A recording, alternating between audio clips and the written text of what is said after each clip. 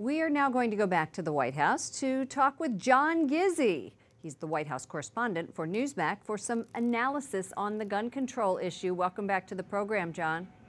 Well, thank you for having me, Lauren. It's a pleasure.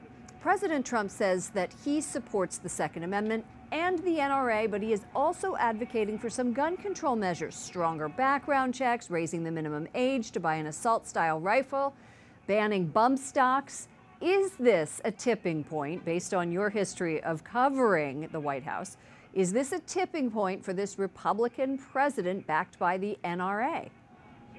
I'm not sure about that because, again, this president has been known to pivot on different things before.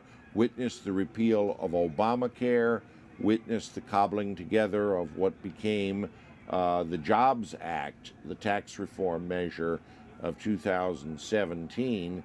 So I'm not at all sure about that. And remember something, he spoke today about the universal background checks, something that's been considered by Congress before. 5 years ago, there was the bipartisan Toomey Manchin bill, which contained universal background checks. But it finally died in the Senate by about 4 votes, and it was Democratic votes that downed it. Of course. So we're not sure if this will come back. Do you think that the teenagers' role in this debate has affected President Trump? You know something? I think there's something to that. I think he may have changed his tone for a while because the president is always moved by what children say and do. He changed on Syria and had a bombing in Syria after watching films of children who were affected by chemical weapons.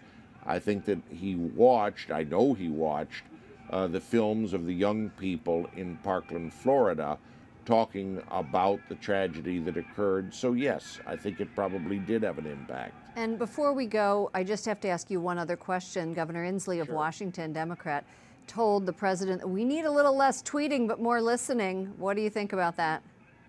I think he articulated what a lot of politicians, Democrat and Republican, feel about this president, even those who like him a lot. All right. John Gizzi, White House correspondent for Newsmax. Thank you for that analysis. Thank you for having me.